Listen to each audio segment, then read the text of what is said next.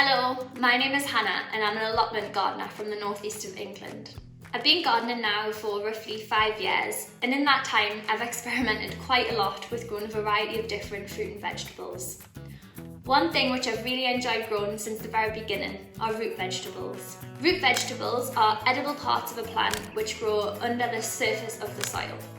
Say for example, potatoes, carrots, parsnips, beetroot, radish, turnip, celeriac, garlic, leeks, onions, the list goes on. Once you've grown all those vegetables, you'll want to preserve them in the best way that you can so that you can get the most from your harvests. There's a few methods that you can use to preserve your vegetables. So one method would be to store them in sand. So to do this, you would add a layer of damp but not wet sand to the bottom of a box or container. You'd layer the vegetables in there, make sure that the vegetables aren't touching each other or the sides of the container.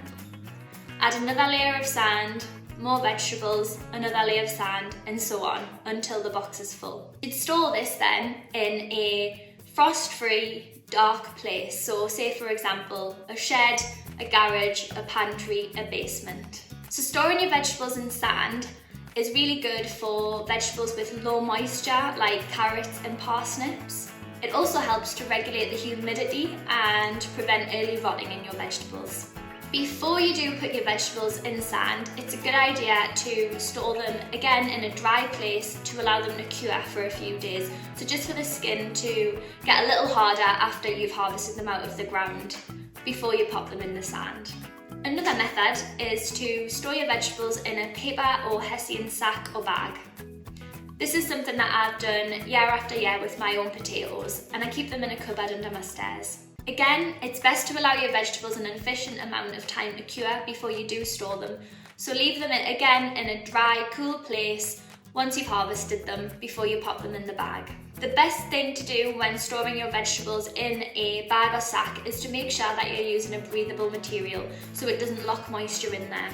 Once you've got your vegetables in your hessian sack or paper bag, you want to again store them in an environment that will be cool, dry and relatively dark. You want to make sure that there's good air circulation in there, and you want to check on your produce roughly every few weeks just to make sure everything's okay. Another method of preserving your vegetables, again this is a personal favourite of mine, is to make your produce into jams, chutneys, pickling sauces. So the idea behind this is to pack in a lot of preservatives, the likes of vinegar and sugar, which will make sure that the vegetables stay fresh and prevent them from rotting.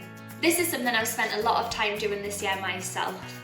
I've really enjoyed storing my produce and spending time in the kitchen preserving them. I've made jams. Say for example, I made carrot and apple jam, I've made chutneys with caramelised onions, and I've pickled radish, carrots and beetroot. Here are some of the preservatives I've made this summer. This is a carrot and apple jam.